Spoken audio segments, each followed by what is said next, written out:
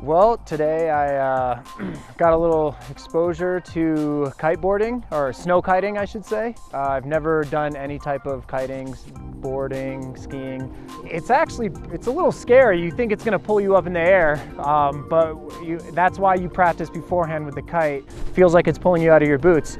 I've been doing this since the 90s when the first kite came out. Every time I see somebody get up and going, it's the best feeling because I'm sharing something to them. It's a new sport, a new thing to get outdoor and enjoy the winter, because everybody thinks the winter is you don't do anything, but there's a lot to do in the winter time. Last year I came to Utah for a convention where a bunch of deaf people got together. It's the U.S.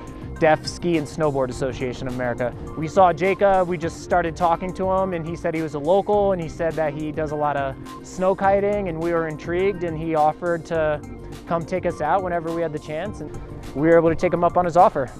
So my parents are deaf, and I also work as an interpreter. So I grew up in the deaf world, in the deaf community. It's just where I'm comfortable.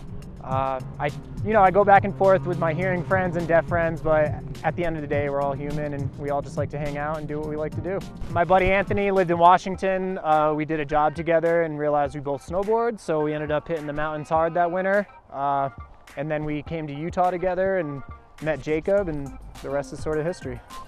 Anthony was super psyched about going out with a deaf instructor. This way, everything would be super clear as far as communication, the expectation. And if he had any questions, he felt very confident that Jacob would be able to answer them. A sport like this doesn't really require too much auditory input.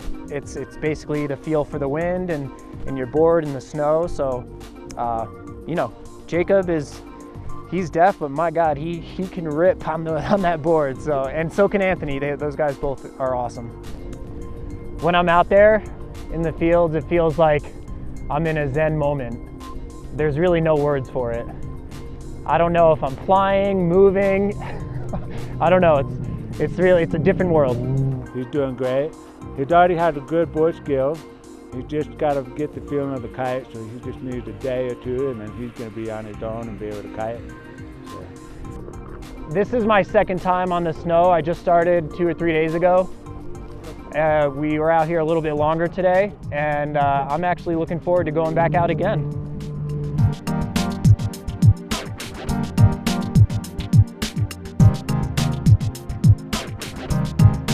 All you gotta do is you already have the skis and a helmet and all that stuff. The only thing you need to do is just buy a kite. And kite can be inexpensive, or it can be, you can decide, there's a different price range of kites and what you wanna buy. And so anywhere from a complete gift, it could start at $1,000, and it can go up to a complete quiver, you spend about $3,000. And so there's no gas involved, there's no lift tickets involved.